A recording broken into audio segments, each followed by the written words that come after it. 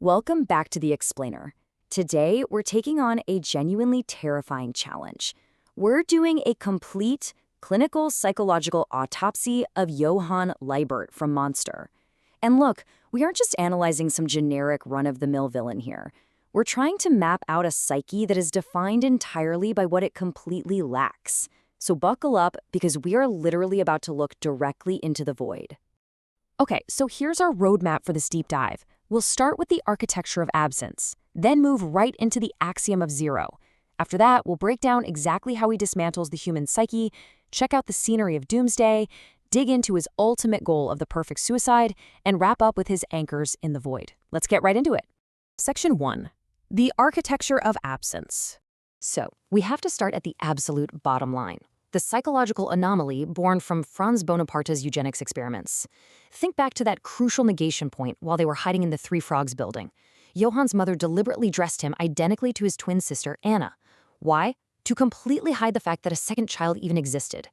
Right from the jump, he was denied a distinct name, which, is the most basic marker of existing at all, and denied a distinct self. His entire psychological foundation was intentionally designed to be a conceptual vacuum. And that vacuum makes him fundamentally different from anyone else. Normally, a traumatized person builds up these emotional shields to protect a fractured, wounded core, right? But Johan doesn't actually have an ego to protect. When he went through the chemical treatments and the horrific physical tortures at the East German orphanage, Kinderheim 511, it didn't break him defensively. Instead, it just scrubbed out whatever tiny remaining autobiographical memories he had from an already non-existent self. It left behind this chillingly efficient, intellectual operating system that runs entirely on total emptiness. Section 2. The axiom of zero. Now, because he operates from that void, his brand of nihilism isn't just your standard emotional despair. It's actually a cold, hard mathematical deduction. As his own words reveal, he believes the birth of a new life is just a tiny, insignificant flash. That's his conclusion, and it traces right back to the Chedbook Bridge. When Franz Bonaparte came to take one of the twins, Johann watched his own mother hesitate.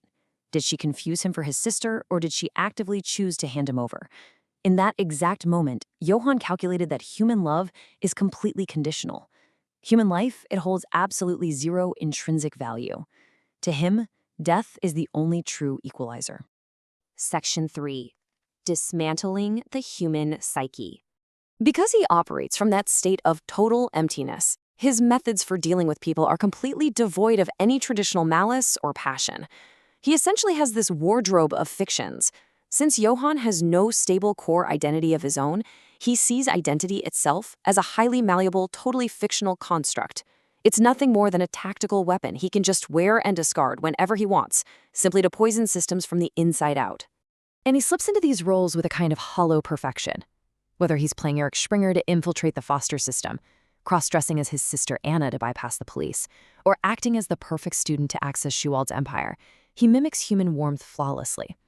But his charisma isn't about genuine connection. He projects the perfect son or the perfect friend precisely because he lacks any personal ego needs. There's nothing you can leverage against him. The mask he wears and the void behind it, they are literally the exact same thing. This absolute lack of a self creates a terrifyingly minimalist way of destroying people. Johann barely even touches his victims. Instead, he just reads their unique, repressed darkness. Take Detective Richard Braun, for example, an alcoholic carrying this massive repressed guilt over shooting a 17-year-old. Johann just mimics the warmth of an understanding college student, maps out Braun's trauma, and slowly erodes his defensive narrative about being a good father.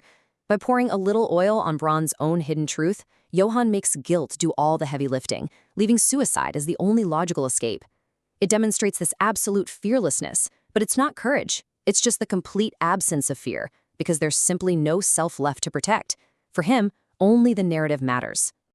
Section 4. The scenery of doomsday. This clinical detachment of his scales scales up to a real compulsion to witness the absolute collapse of human order. But if we trace the events from his absolute isolation at the Czech border to the institutional collapse of Kinderheim 511, all the way to the macro massacre at Ruinheim, we see that this scenery of doomsday isn't just some generic villainous chaos.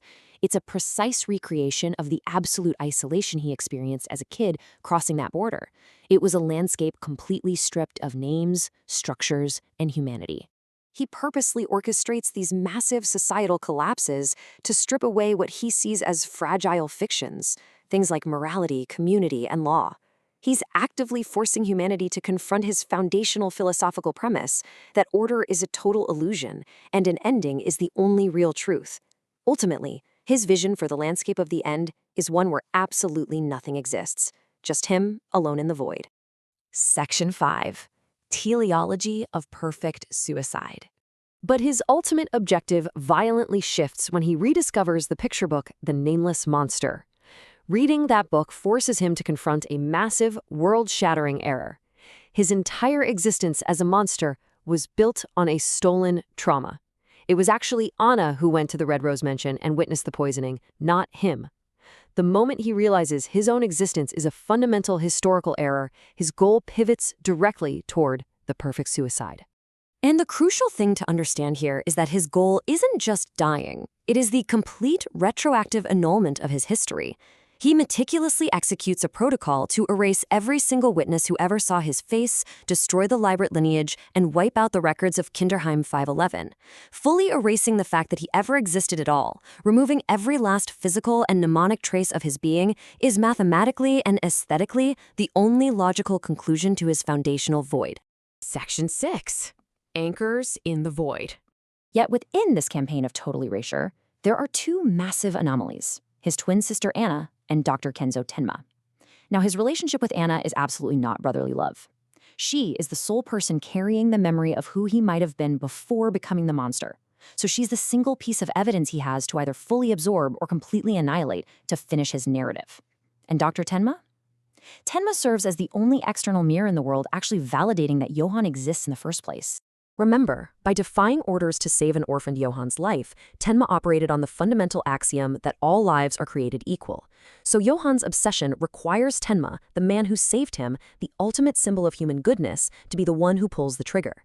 If Johan can frame crimes and manipulate events so perfectly that his own savior is forced to execute him, it completely shatters Tenma's ethical identity.